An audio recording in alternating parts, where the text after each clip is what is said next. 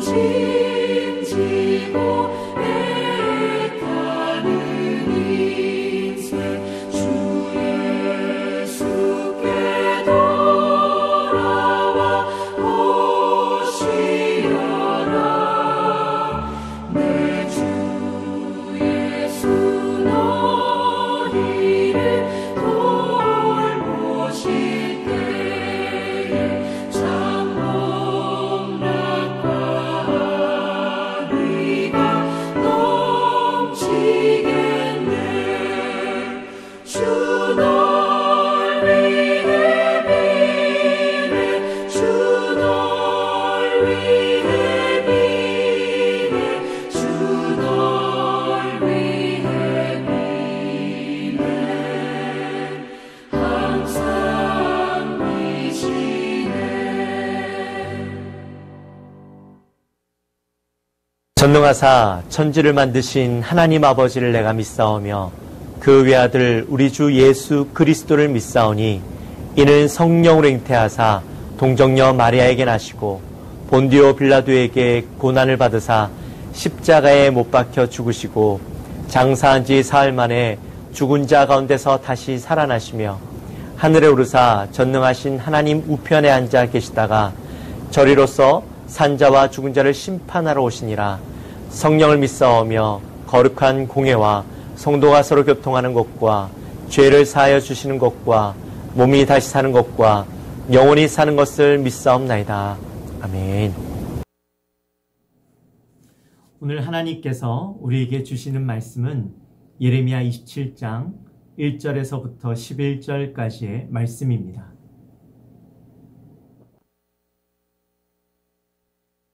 제27장 유다의 왕 요시아의 아들 여호야김이 다스리기 시작할 때 여호와께서 말씀으로 예레미야에게 임하시니라. 여호와께서 이와 같이 내게 말씀하시되 너는 줄과 멍에를 만들어 내 목에 걸고 유다의 왕 시드기야를 보러 예루살렘에 온 사신들의 손에도 그것을 주어 에돔의 왕과 모압의 왕과 암몬 자손의 왕과 두로의 왕과 시돈의 왕에게 보내며 그들에게 명령하여 그들의 주에게 말하게 하기를 만군의 여호와 이스라엘의 하나님께서 이와 같이 말씀하시되 너희는 너희의 주에게 이같이 전하라. 나는 내 큰 능력과 나의 쳐든 팔로 땅과 지상에 있는 사람과 짐승들을 만들고 내가 보기에 옳은 사람에게 그것을 주었노라. 이제 내가 이 모든 땅을 내 종 바벨론의 왕 느부갓네살의 손에 주고 또 들짐승들을 그에게 주어서 섬기게 하였나니 모든 나라가 그와 그의 아들과 손자를 그 땅의 기한에 이르기까지 섬기리라. 또한 많은 나라들과 큰 왕들이 그 자신을 섬기리라. 여호와의 말씀이니라. 바벨론의 왕 느부갓네살을 섬기지 아니하며 그 목으로 바벨론의 왕의 멍에를 매지 아니하는 백성과 나라는 내가 그들이 멸망하기까지 칼과 기근과 전염병으로 그 민족을 벌하리라. 너희는 너희 선지자나 복술가나 꿈꾸는 자나 술사나 요술자가 이르기를 너희가 바벨론의 왕을 섬기게 되지 아니하리라 하여도 너희는 듣지 말라. 그들은 너희에게 거짓을 예언하여 너희가 너희 땅에서 멀리 떠나게 하며 또 내가 너희를 몰아내게 하며 너희를 멸망하게 하느니라. 그러나 그 목으로 바벨론의 왕의 멍에를 메고 그를 섬기는 나라는 내가 그들을 그 땅에 머물러 밭을 갈며 거기서 살게 하리라 하셨다 하라. 여호와의 말씀이니라 하시니라. 사람들은 시간이 지나면 안정된 것을 누리기 원합니다. 안정된 직장, 안정된 가정, 또 안정된 집, 안정된 노후 설계.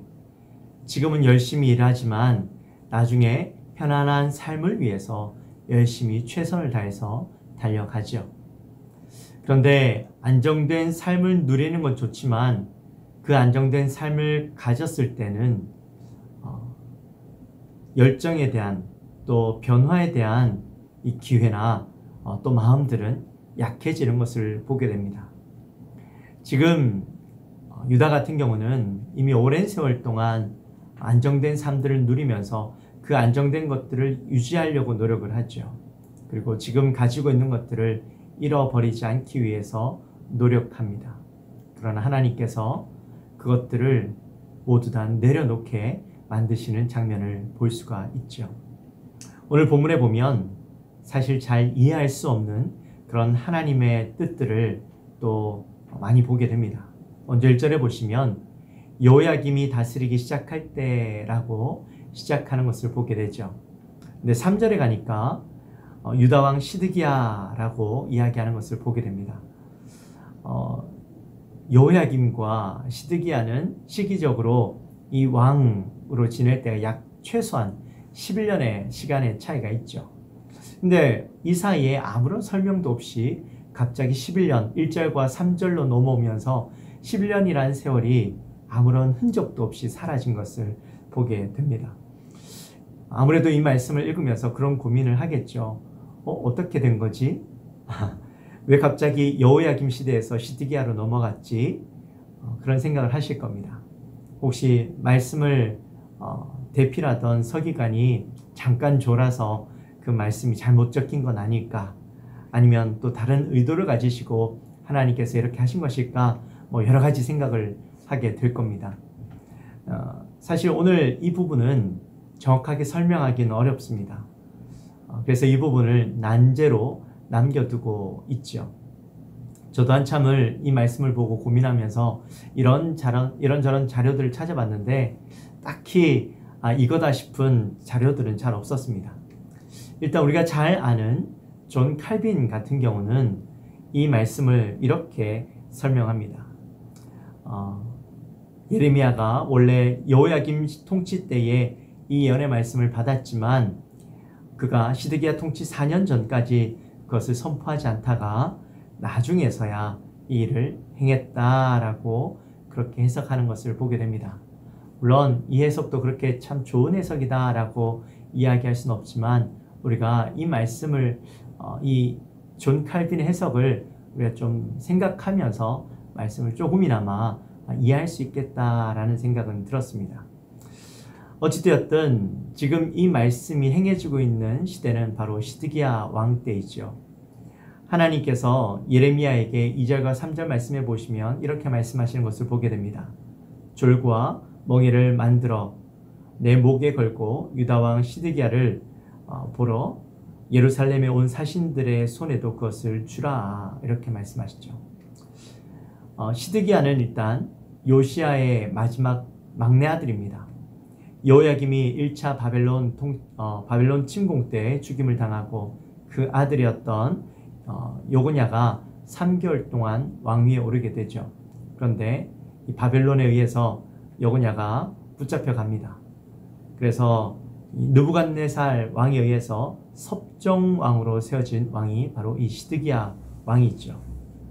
그런데 시드기야가 다시 바벨론의 지배에서 벗어나고자 주변의 여러 나라들과 모의를 하려고 하는 모습이 오늘 나타납니다. 이 모의를 하기 위해서 찾아왔던 나라의 사신들에게 줄과 멍에를 목에 걸고 가서 그들에게도 이 줄과 멍에를 나누어 주라고 말씀하셨던 것이죠. 일단 줄과 멍에가 의미하는 것은 바로 포로가 된다라는 겁니다. 예전에 영화 같은 곳에 보면 이렇게 포로들이 줄을 매고 또 목에 멍에를 매고 이렇게 줄을 서서 가는 장면들을 아마 보셨을 겁니다. 바로 그 장면을 연상케 하는 것이죠. 지금 예레미야가 예루살렘에 모의하러 온 그 사신들에게 그들 앞에 서서 이 포로의 모습을 하고 그들에게도 줄과 멍에를 주면서 그 뜻을 전달하고 있죠. 그러니 시드기야와 또 사신들이 얼마나 불편하겠습니까? 근데 그런 행위적인 것으로만 끝나는 것이 아니라 그들에게 하나님께서 주신 메시지를 같이 함께 전달합니다. 5절 말씀에 보면 나는 내 큰 능력과 나의 쳐든 팔로 땅과 지상에 있는 사람과 짐승들을 만들고 내가 보기에 옳은 사람에게 그것을 주었노라. 이 5절의 내용은 이 예언을 하신 하나님이 자신에 대해서 선포하고 있는 그런 장면이죠. 내 큰 능력, 나의 쳐든 팔, 그것으로 땅과 사람과 짐승들을 만들었다라는 겁니다. 우주를 창조하시고 또 큰 능력과 무한한 권능을 가진 그분이 주신 말씀이다 라는 것을 이야기하는 것이죠. 자, 근데 그 하나님께서 내가 보기에 옳은 사람에게 너희를 주었다 라고 말씀하십니다. 자, 여기에서 옳은 사람은 누구를 의미하는 것일까요? 도대체 옳은 것은 어떤 것을 의미하는 것일까요? 자, 먼저 하나님 보시기에 옳은 사람은 의로운 사람 또는 하나님 보시기에 바른 행위를 하는 사람이라는 뜻일까요? 네, 그렇게 생각할 수도 있겠죠. 그러나 그 뒤에 보면 이 옳은 사람은 바로 바벨론의 느부갓네살 왕이다라는 사실을 알 수가 있습니다.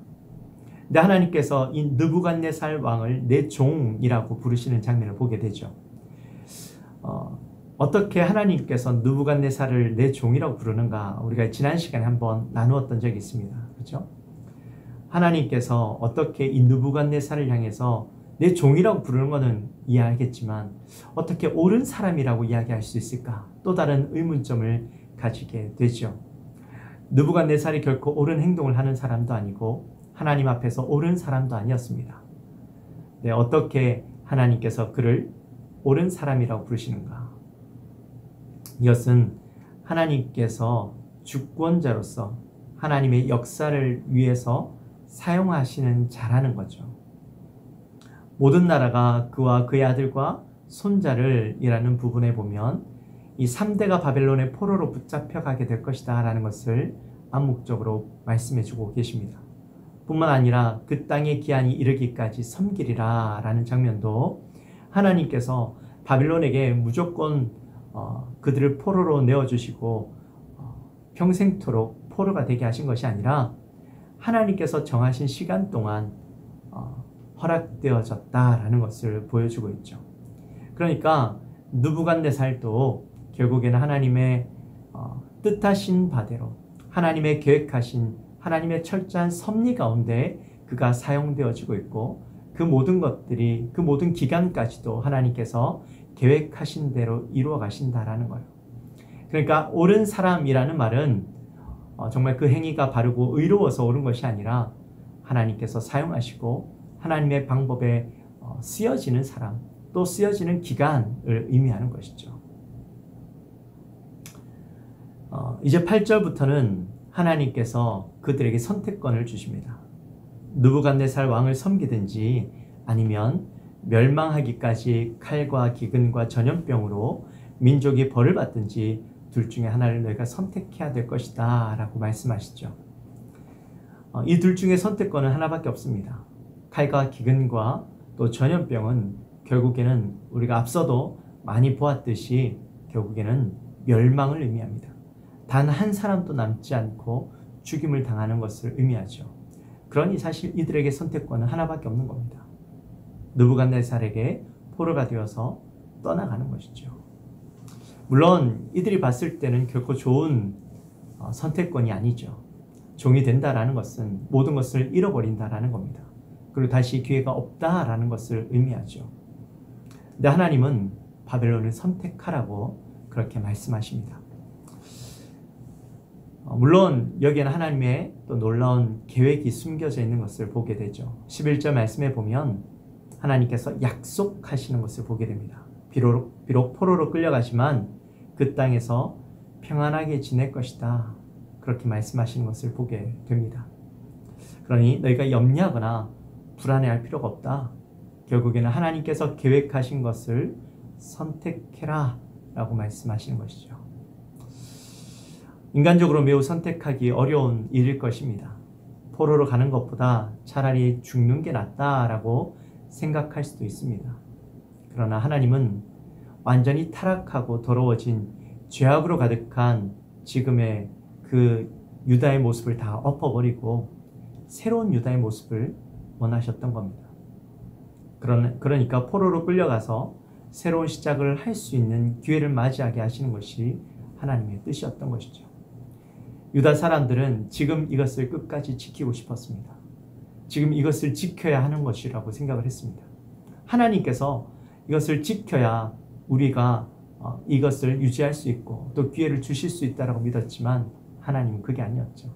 모든 것을 다 포기할 때 하나님께서 새로운 기회를 주신다라는 겁니다. 사랑하는 성도 여러분, 때로는요 어려운 선택을 해야 할 경우가 있습니다. 지금의 안정된 것을 포기할 경우가 있습니다. 모든 것을 내려놓게 하시고 포기하게 하실 때가 있습니다. 그러나 우리는 이것을 포기하지 못합니다. 이것마저 내려놓으면 정말 모든 것을 잃게 될 거라고 생각을 하죠. 그러나 우리가 그 포기해야 할 때가 왔을 때 과감하게 포기하면 그 다음 하나님께서 새로운 기회를 허락하시는 것을 보게 될 겁니다. 끝까지 포기하지 못하고 있는 것들이 있다면 여러분 과감하게 내려놓으십시오. 그리고 다시 새롭게 하나님 앞에서 여러분의 인생을 세워가 보십시오. 만약에 할 수 있다면 붙잡지만 여러분 내가 그것을 붙잡고 있을수록 하나님 앞에서 내가 온전히 서가는 것이 어렵겠다라고 생각이 든다면 여러분 내려놓고 포기하고 하나님께서 만들어주신 기회를 붙잡으십시오. 느부갓네살에게 가는 것이 멸망이라고 생각했지만 하나님은 우리에게 주시는 기회였다라는 거예요. 우리에게도 하나님은 다시 한번 내가 하나님 앞에서 바르지 못한 것 포기할 때 우리에게 새로운 기회를 허락해 주십니다. 우리 모든 성도님들 그 기회를 붙잡게 되시고 하나님 앞에서 내가 포기해야 될 것들을 포기하지 못하고 있는 것은 없는지 다시 한번 바라보시면서 그렇게 여러분의 삶들을 다시 하나님 앞에서 세워가시는 저와 여러분이 되시기를 주님의 이름으로 축원합니다. 기도하겠습니다. 하나님 감사합니다. 저희들을 사랑하시고 오늘도 귀한 말씀을 주시니 감사합니다.